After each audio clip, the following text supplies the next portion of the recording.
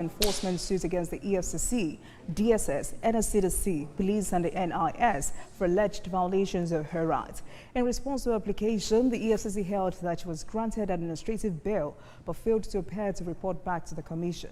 EFCC's response to her application necessitated the order made by Justice Eko for Ms. Achimogu to appear before the EFCC yesterday and be brought to court today. Former Governor of Delta State, Ifeanyi Okowa, has addressed the misleading social media report suggesting he regrets being Atiku Abubakar's running mate in the 2023 election. And according to his Chief Press Secretary, Olisa Ife-Ajike, the former governor observed during the campaign the many Southerners desired a president from the region. Ife-Ajike also described PDP's decision to take Governor Boroweri and other defectors to court as an inconsequential move.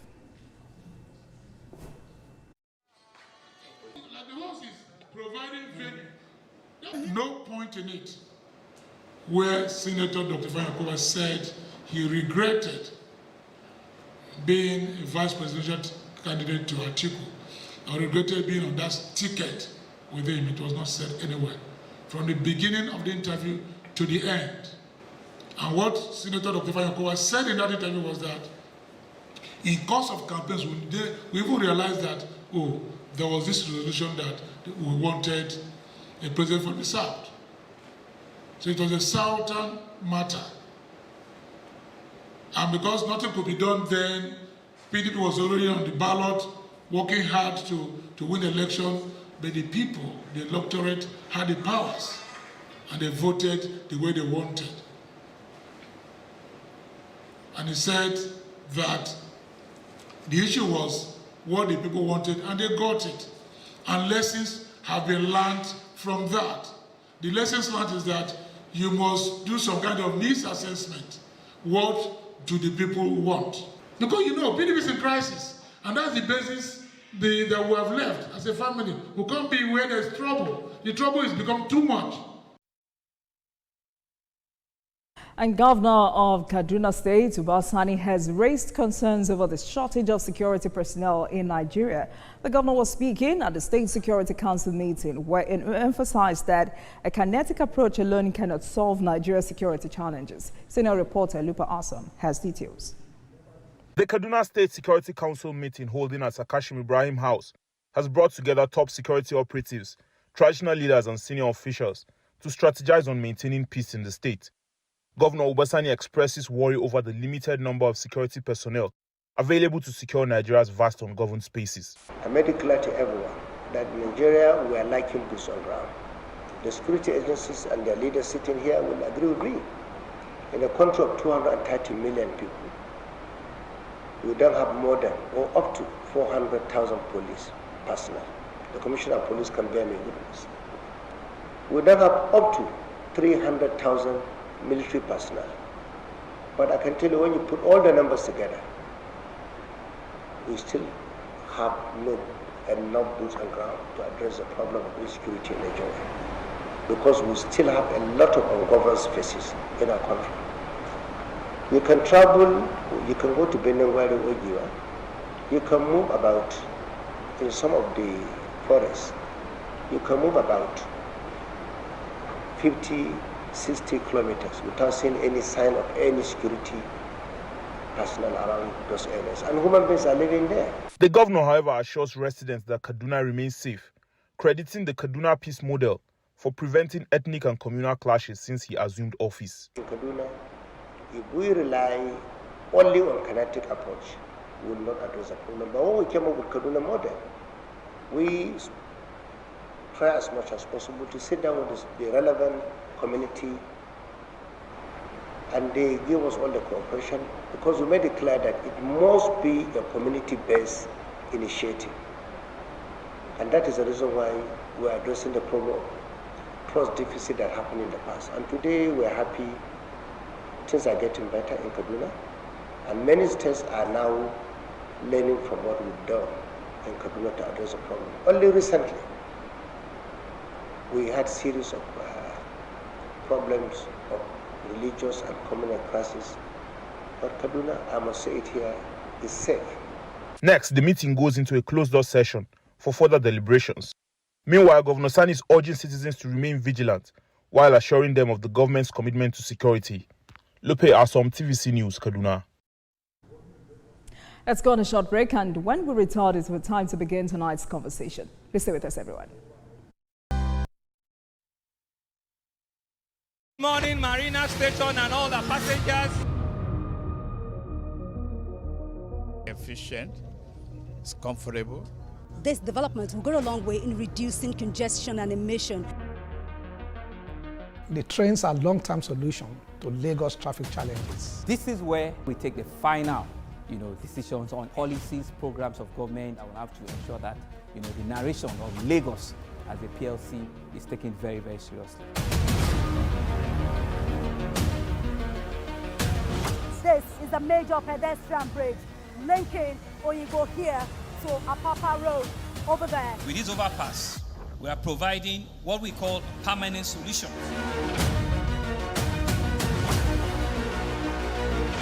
This place is one of the most dangerous areas at the biosecurity environment. This can go into the news and every crimes of your neighborhood. Our goal is to remain as Africa's model megacity, to move our GDP from the 5-6 position to the 3rd position, and we believe is achievable with all the commitments we have.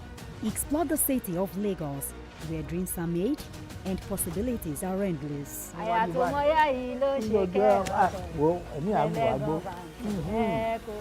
Adedoja Salamadini. I live in Lagos, inside Lagos.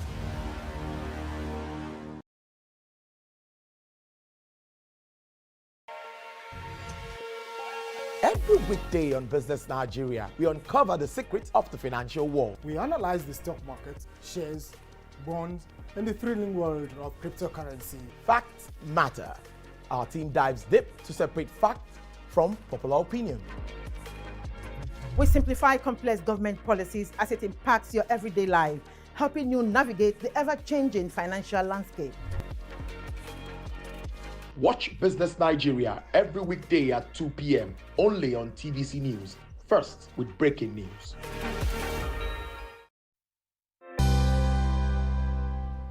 Welcome back, everyone. In Nigerian politics, defection is a common practice. Politicians align, realign, and move from one political party to another, all in a bid to find suitable platforms to pursue their goals. At the end of the day, it is all about interest. But research has shown that frequent party switches can hinder democratic growth by eroding public trust in political institutions and undermine the credibility of political systems.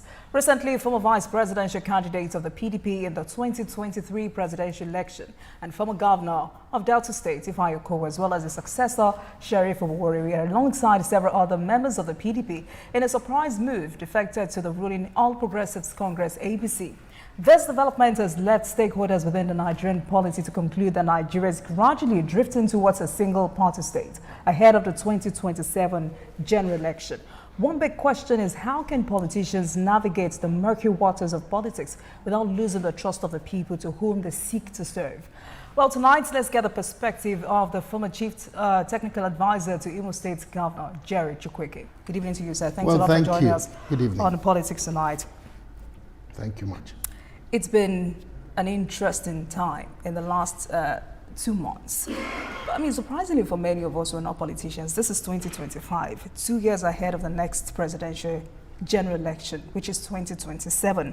But since the last quarter of 2024, there's been a lot of political maneuvering, a lot of politicking, setting the tone ahead of the 2027 election.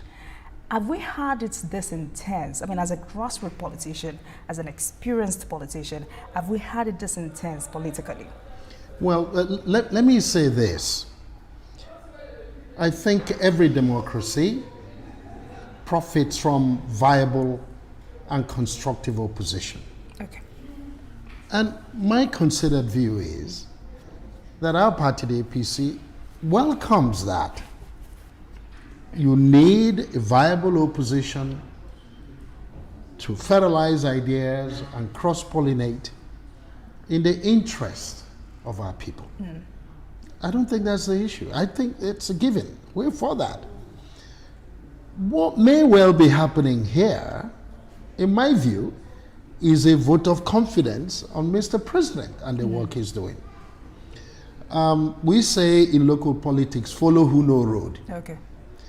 How would you think, for example, that the Governor Sharif of Delta and the entire PDP structure would defect to a party that does not command the support of the people of Delta State in terms of grassroots and voting, if you would, appetite for where they're going? There's no politician that is going to leave his base and go somewhere that the base doesn't support. It won't make any practical political sense. So what that's telling you, in my view, is they're reading the pulse of their people. And they understand where their people want them to go. And is it surprising, really? There's some questions we've asked in the past. The opposition and all the arguments, what alternative are they offering to the solid decisions President Bola Ahmed Tinubu has made? And many of them are bearing fruits now and will bear more fruits in the future. And we can go on, whether it's fuel subsidy removal and the strategic effect of that in terms of more funds to the subnationals and governors to do more work in the states? Or is it the stabilization now of Forex, uniformity of it? The fact that we're meeting forward obligations in terms of forward sales, earning dollars, increasing their reserves? Is it now in the stabilization of local refineries and ensuring that imports of petroleum products are minimized and our people are actually enjoying stability in that regard? But so also, you can don't go on and you on. think that, yes, it's okay to pass a vote of confidence on the president and on his party? I mean, we have politicians who are in the PDP, who are still in the PDP, who are in the Boot Party, APCA, who appreciates the president's work, but they remain in the PDP. They remain in their party. So what is it about the APC? Because some opposition leaders have said this is survival game. Well, I don't think it's far-fetched from the point I made earlier. There is no political structure led by any subnational that will veer far away from what its people are clamoring for and what they will support.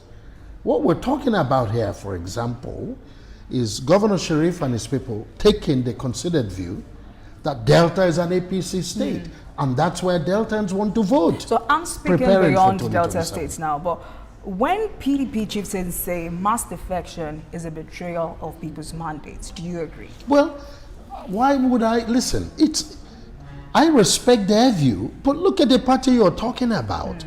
It's been in complete disarray now for a long time. They're working hard to try to fix it, but it really hasn't delivered the confidence to people who are strong as PDP members as to the future of the party.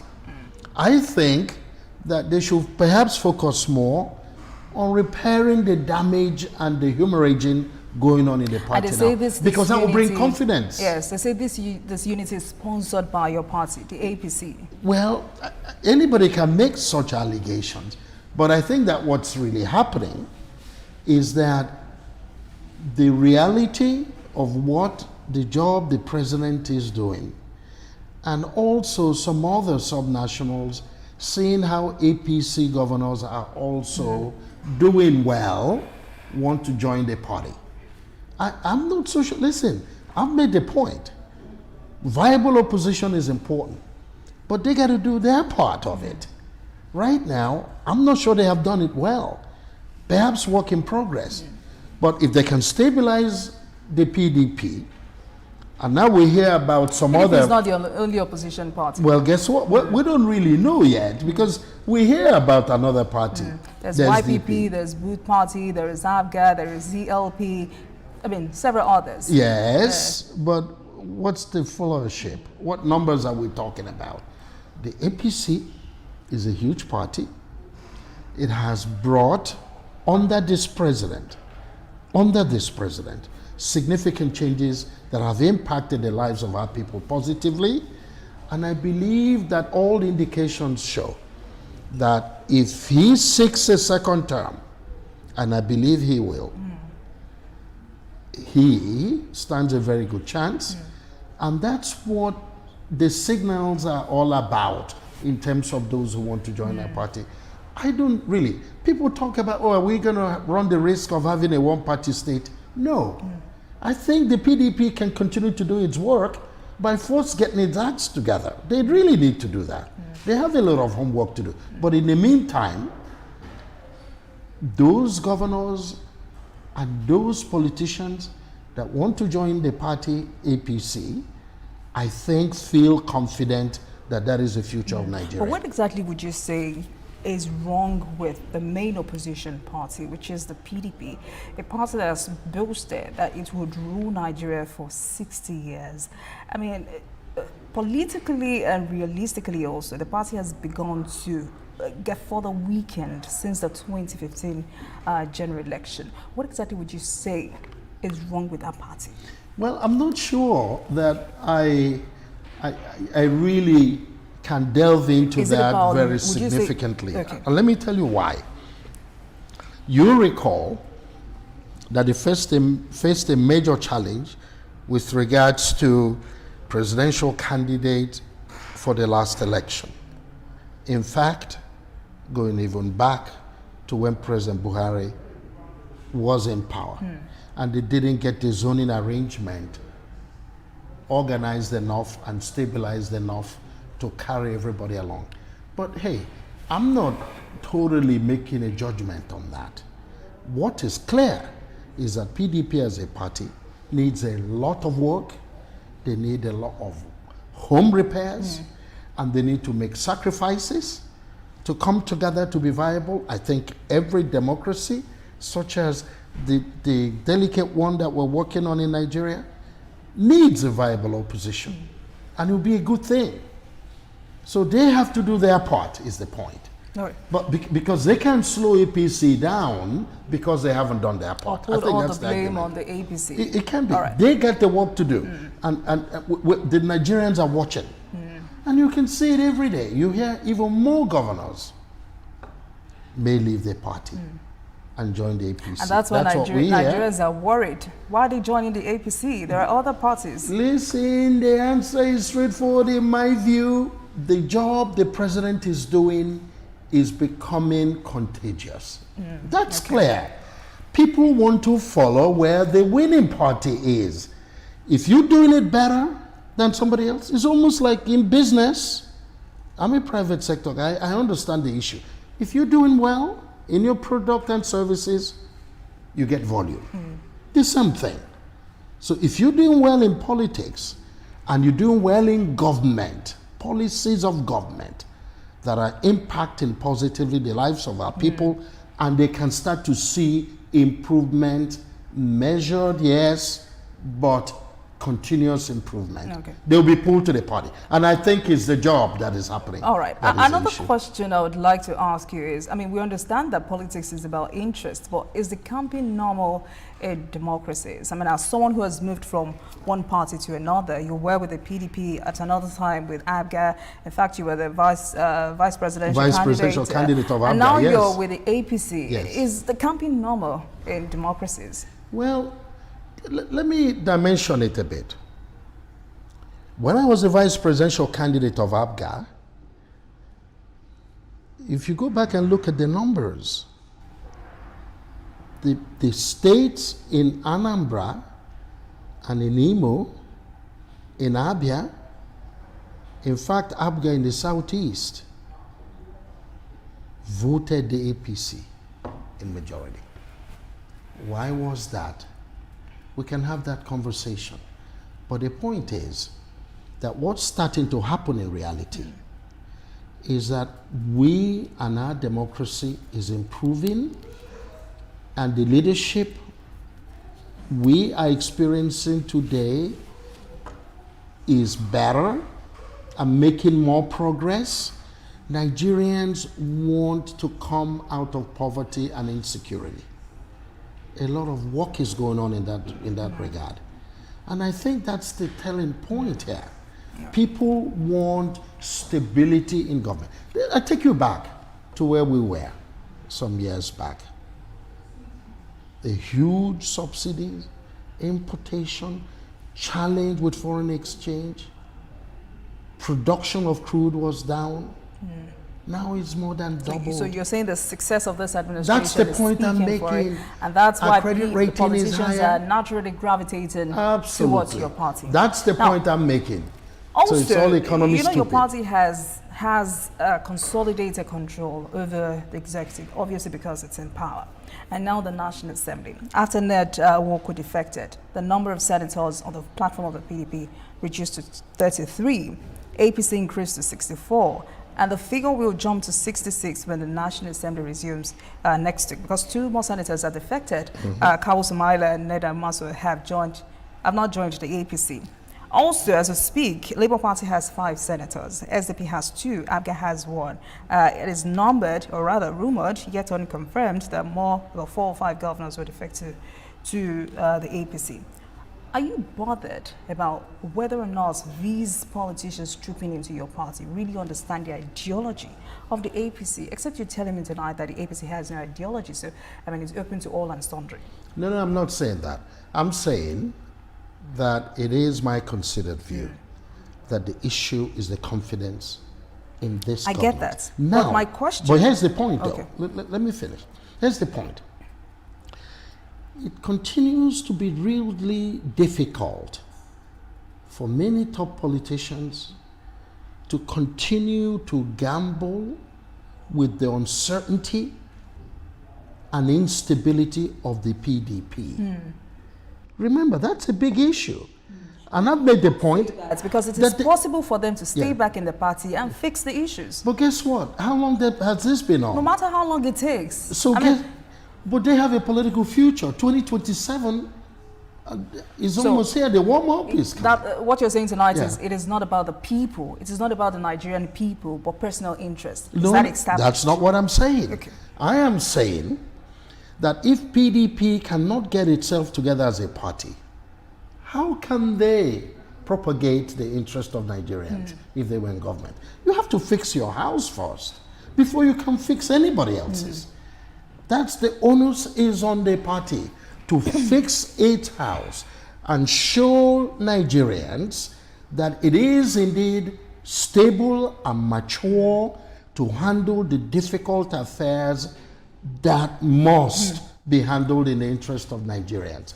And so long as this drift continues, so long as the instability continues, there's no confidence. People don't have confidence that they'll be in a position to do the job. So what's the alternative? I keep asking. What is the alternative?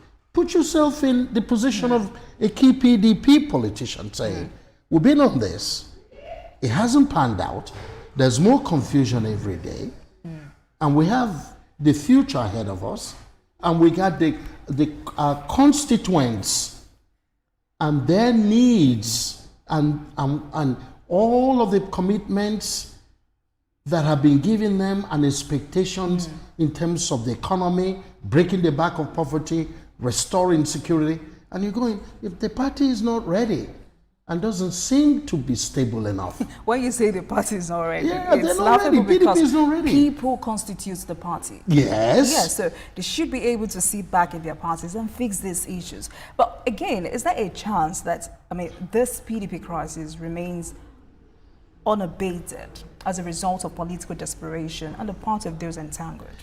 I am not so sure that it really has so much to do with the individual players in terms of politicians. Here's what I mean by that. If you can't get your zoning arrangement together, for example, here we go. It's going to come again. Where would they zone the presidency to? Are we going back to the north? Or is it going to the southeast? Or is it southwest? The jury's out. They won't even agree on it. You can see. They build up again to the same confusion because there remains this instability. Instability caused by who?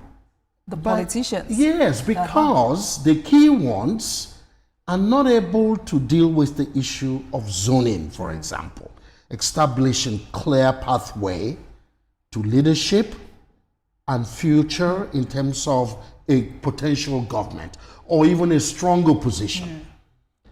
I think that the work to do the house repairs is on the PDP because PDP is the major opposition party. I think they ought to take a deep breath and again, get to work. it's important to say PDP is not the only opposition party. Yeah, we have there several but the other ones are all of them are in one political leadership chaos or another. But guess Isn't that what? interesting? But guess what? They are much smaller parties. I'm talking about the two main Labour parties, political I mean, parties. today Labour Party, you cannot consider Labour Party as a small party. Well, Am I correct? Well, guess what? How many of them are still there? Many of them have left the party. And they've defected to other parties. You know that. I mean, you just give me a look at the number of senators that got and that's why Nigerians are worried because look at it the House of sounds Reps. too good to be true. Mr. Chukwueke, it sounds too good to be true that even the opposition party leaders and governors are already endorsing Mr. President for a second term. Yes. Akwa Ibom governor already declared support for Mr. President. Yes. Bayelsa PDP is tilting towards the APC. Yes. Reportedly also Senator Kwakwanso and the entire structure of the NNPP may be going back to the APC. Yes. A senator and two House of Reps members have already gone back to the APC. But I'm interested in what came to your mind when you saw that some opposition members are planning to replay the script that worked for the APC in 2015 in the name of a coalition. Well, listen, I'm not quite sure that even if they do intend to play that it works. That it would work. Yeah, I don't believe it would. Because I think... But it worked for the APC. But guess what? I think what's driving this is that many of these governors and senators are listening to their constituents. That's the key. You want to be a part of where your constituents want to be. Where do your voters want to be? I think you see that major swing to the APC. I'll give you an example. Take a look at a party like ABGA or some other parties.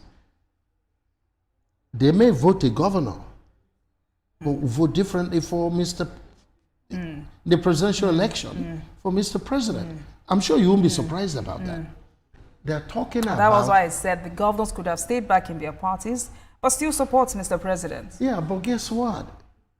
If they move because they find that the stronger leadership that is propagating the affairs of the country much better, and where they were is unstable and uncertain, and they've made a lot of efforts and they don't see the future and how that pans out, it only becomes in their best interest. All right, and more so when they are listening to their constituents. All right, Mr. Chukwueke, let's go on a break. And when we come back, we'll expatiate on this conversation.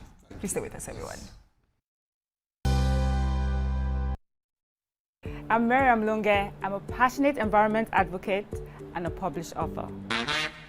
I am the founder of Celebration, a businesswoman, and a fashion icon. I am a wealth coach and a real estate developer. I am Amaka Rakwe. I'm a corporate commercial lawyer and an entrepreneur. Barkamu da warhaka. I am Ramatu Shehu Oyibo, an entrepreneur and a business coach. I am the voice of an average Muslim woman, an hijabite, and a lawyer. I am a polymath and a serial entrepreneur. I am Murayo Afolabi Brown, Managing Director, TVC Entertainment. I'm a media consultant, producer, and broadcaster. The ladies of Your View are made of women from different professions, tribes, cultures, and religion. Join us every Monday to Friday as we share our views on topical and social issues.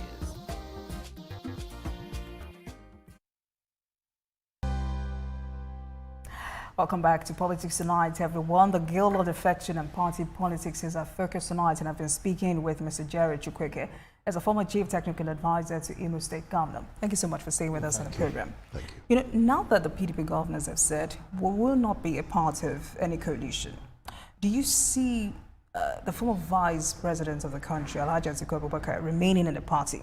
I mean, this is someone who is spearheading a coalition. Do you see him remaining in the PDP? Well, the question is, and this is one he has to answer, is he going to seek the presidency? And if he's going to seek the presidency, then you now ask the follow-up question. Is Nigeria ready to return power to the north? And what about the zoning that is being talked about? You remember, you still have the southeast, and then the south-south also clamoring for leadership interests. So, and I want to be clear how my mind is working and what I'm trying to communicate. I think PDP needs to get its house in order. I get that. That's really what's creating this opportunity that clearly wouldn't have been as big if they were stable and viable and bring confidence to their members. Okay. That's a key issue. And that work has to be done, and politicians who belong to the PDP have to really make some important sacrifices and decisions. Meeting coming up in August, so we'll see the outcome of that. But my question, you didn't answer my question. Yes. Is it best, you're an APC chieftain, yes, is it best for the APC if Atiku Abubakar remains in the PDP? And I ask because truly one of the reasons he has not achieved that lifetime goal, which is to become the president of this great country, is because he's still within the PDP, where practically every leader wants to become president. Perhaps if he moves to another party or some other parties, which you have described as smaller parties, with his entire structure, he may be able to win that election, except you're saying he doesn't have the structure and what it takes to win a presidential election. Well, let me say this. I don't think the issue is where Alhaji Atiku Abubakar goes in terms of 2027. What is abundantly clear is Nigerians are feeling better about their future. That's what's driving this, in my view. Nigerians are feeling better. We went through some shock times when the pains were severe. But you see us now getting over it gradually. And people are seeing that there's a method to this madness. That's the issue. And unless Alhaji Atiku Abubakar or anybody else who wants to run can start to tell us and engage Nigerians on what they would do differently. Nigerians want to have the conversation. What are they going to do differently in terms of the economy? Subsidy, foreign exchange, stabilization, forward sales of crude, and those payments that are due, the reserves, crude oil production. What about infrastructure? I listened carefully to Mr. President Bola Ahmed Tinubu when he went to Enugu State a few months ago. He says, listen, I understand the challenge of the Southeast. We need to get standard gauge rail lines connecting to the national network, and we need to get natural gas pipeline, and I'm going to sign up and pursue it and open up the Southeast, because if the Southeast has power and ease of logistics, the economy opens up and our people are empowered. Those are the conversations we need to have. And we're not hearing it from PDP or quote unquote the opposition or whatever composition that they come up with. Let's have a conversation. That's what's going to drive who wins and who Nigerians want to follow. Nigerians want their views. Let's hear the conversation. What would they do differently from what Mr. President is doing? So I pivot back to the point I'm making. Mr. President and the policies he embarked upon were tough, but we're starting to see the results. People are feeling more and more comfortable every day, and that is driving this process, particularly in the absence. In the absence, what you're seeing. No, why is this so? So I got news for you. You're not going to have everybody agreeing even to the obvious. Is it not true that today Nigeria is producing some 1.6 million barrels of crude a day, as opposed to 750? As opposed to 750 only a few years ago? Is it not true that today The states and the subnationals have over 3 times the allocation from FARC, and they're able to do more work. But I just are asking what the governors are doing with the monies. So, well, listen, the point is that these opportunities were not there before. Look at even our credit rating has gone up with Fitch. Our people, and look what Mr. President is doing, encouraging local oil companies to acquire assets of the IOCs, international oil companies, have been laying dormant onshore, encouraging more production and refining of products, encouraging Dangote. There's a lot going on. What we need to be talking about in terms of opposition is not just opposition for the sake of it. It is, let's have the alternative viewpoints. What would they do differently? And let Nigerians make that call. All right. So far, that debate is not happening because they don't have those answers. And people are following where they are more comfortable and more confident that their future is better off. Right, so I want to take you up on other matters, but quickly, do you agree that no opposition party can go against the APC in 2027 without a coalition? Well, I go back again to what I keep talking about. Which is? I don't think that the challenge is the structure, the issue of a coalition or some sort of a merger or whatever.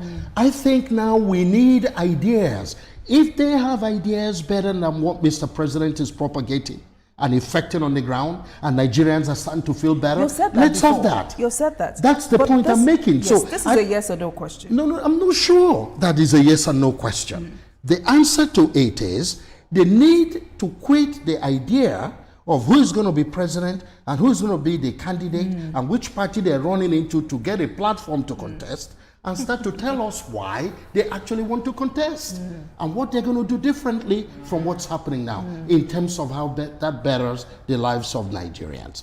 That's what Nigerians want to hear. And if they can do that successfully, believe me, Nigerians will start to listen to them and get attracted to what options So you do they not provide. see a situation where these men would be able to, display a genuine commitment to putting the nation's needs above their own personal political aspirations? Well, guess what? Can they do it better than Mr. President is doing currently? And if they can, let's hear the conversation. We're not hearing it. All right. So the onus is on them. So I've been consistent about the fact that the opposition, in whichever way constructed and construed, should focus on ideas. Tell us what you do differently and how Nigerians will be better off than where we are today and how things are getting better. All right. My view is clear on that. Let's talk about your state, Yes. Imo State, a state controlled by the APC. Yes. How do you evaluate the administration of Governor Hope Uzodinma? Is it delivering the dividends of democracy to his people? Okay, so let me, and I want to take the bias out that I was chief technical advisor to him and the government. If you fly into Imo Airport today, the Sam Bakwe So you stopped International being Cargo technical Airport. advisor. Did you resign? Yeah, I'm a private sector, folks. I Did you went in to resign support or- the government. I resigned, yes. Okay. I went in to support the government. As soon as his first term ended, I needed to pull back, and I did. But I'm supporting the government, and I'm there all the time, giving whatever help I can. So let me go back to the question you just raised. Just one example. If you fly into Imo Airport today, Sam Bakwe International Cargo Airport, within 40 minutes, you can get into the 3 senatorial districts of Imo State within 40 minutes. High quality infrastructure with street lights, drainage. Security is improving, education and healthcare, youth and the global workforce strategy of empowering our youth with technology and equipment and tools so they can work remotely, work at home and make money. We can go on and on. So many things are happening in Imo.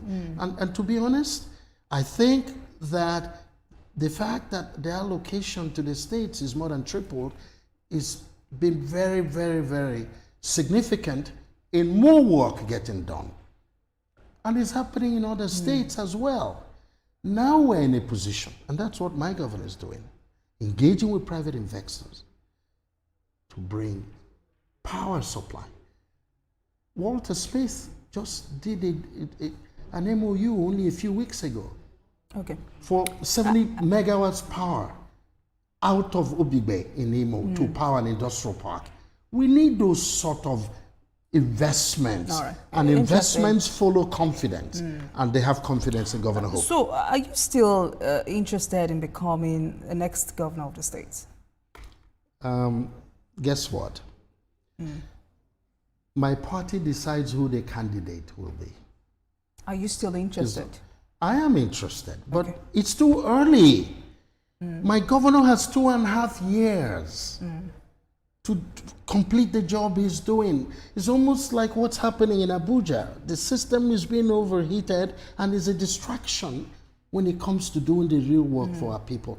And I know my governor is concerned about that.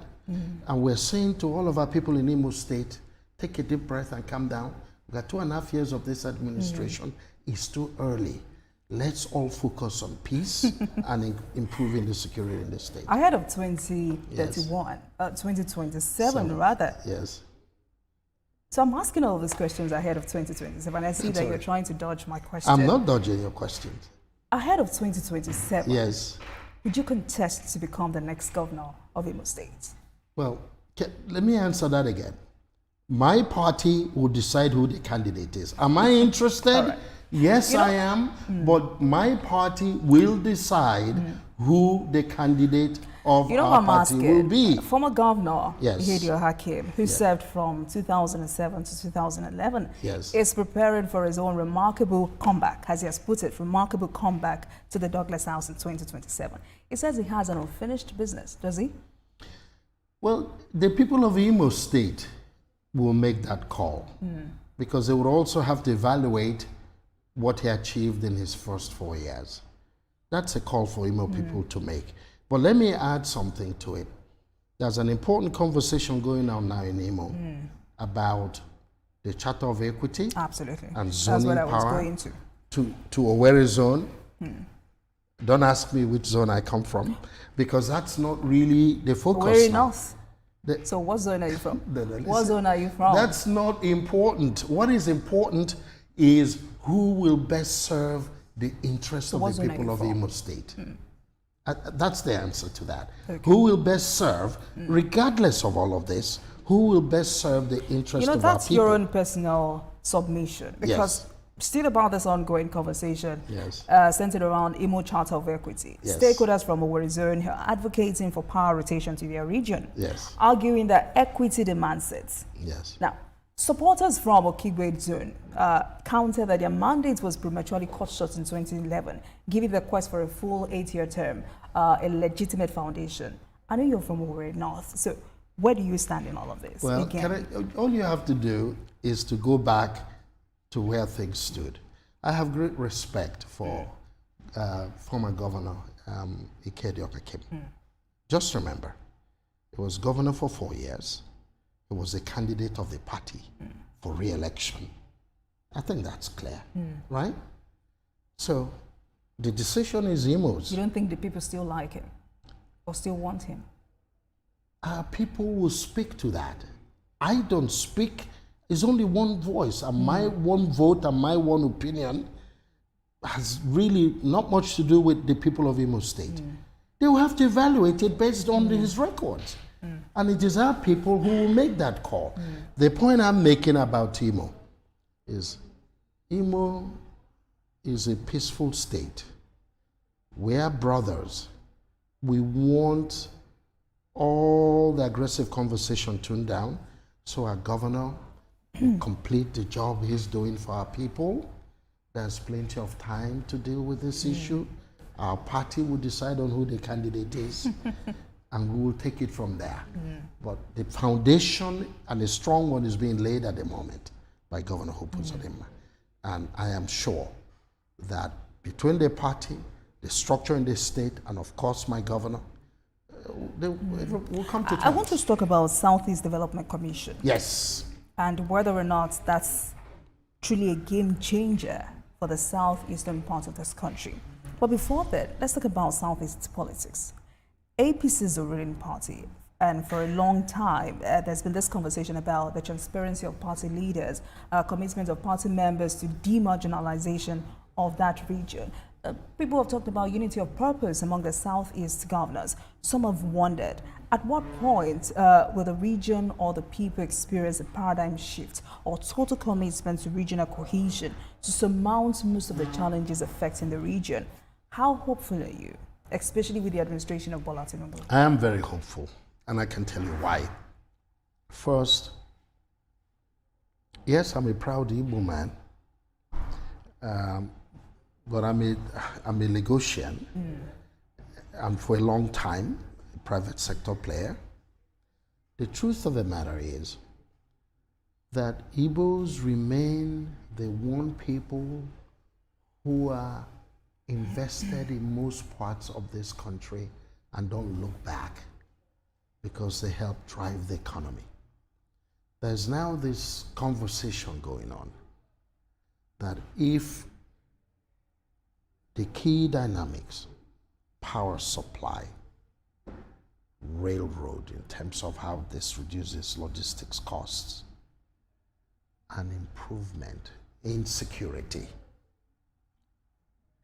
that many Southeasterners will be interested, not necessarily in relocating their businesses, not really, that's not what we encourage, but to actually branch out so the Southeast economy is further empowered.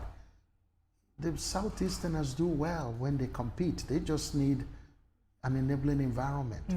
And so that's, in my view, the true opportunity of the Southeast Development Commission and the other development commissions pursuing the same strategy. But let me tell you, Nigerians are generally industrious people. They just want the opportunity to work. In the Southeast, power supply, infrastructure, in terms of rail lines to reduce the cost of logistics, quality roads, improvement on security, and there's a focus on that now.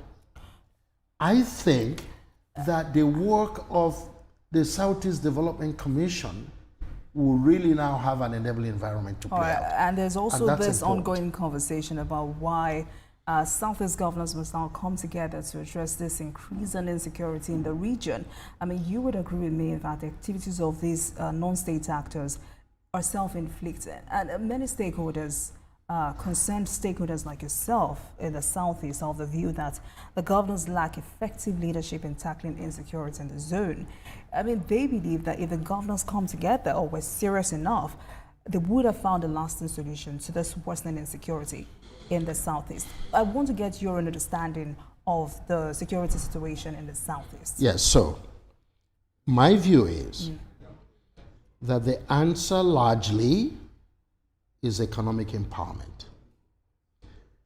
So long as the governors of the Southeast and the subnationals, including local government, and we're seeing it now happening even at local government levels, where there is now money flow, small contractors, Or do you think the and governors vendors. are unified or are united on how to end the insecurity in the Southeast? Yeah. Are they united? But the answer to that largely is that each governor must focus on creating more economic opportunities and jobs.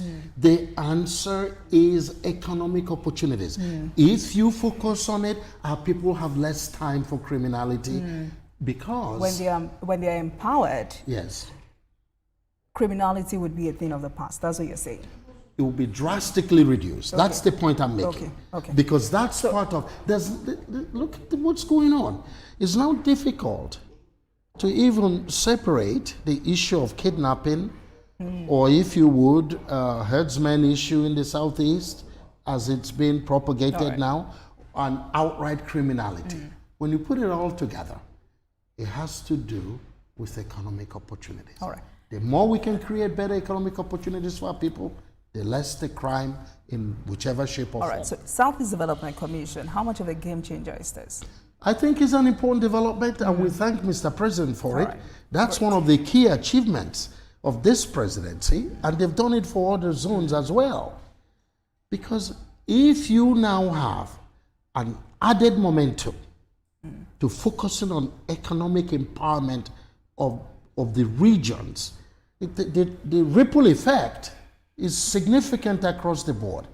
So it's a focus on the economy, and that's what I think is so important about the job Mr. President is doing. Razor sharp on economic issues. How do we improve the economy? How do we improve the lives of our people? How do we create more jobs? How do we attract more investment? And how do we, and it's putting pressure on governors as well. And many of them are responding very well. Small and medium-sized businesses having opportunities now. Grants.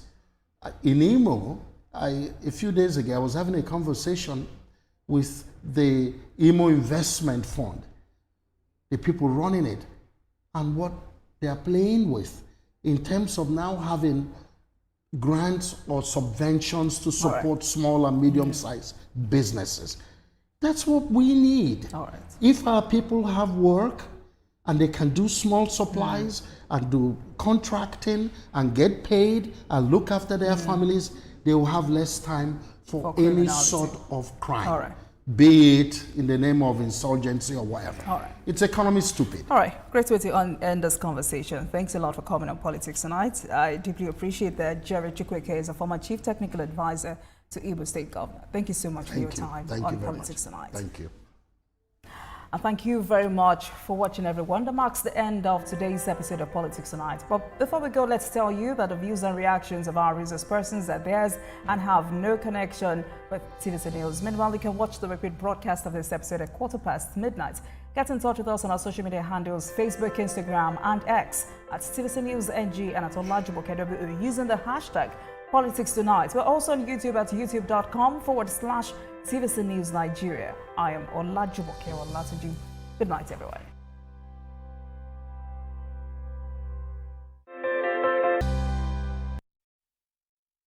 It's another season of Cowbell. All right, so your 60 seconds of fame starts now. How many lines of symmetry has a rectangle? Two. Correct. Simplify 6p cubed multiplied by p squared divided by 3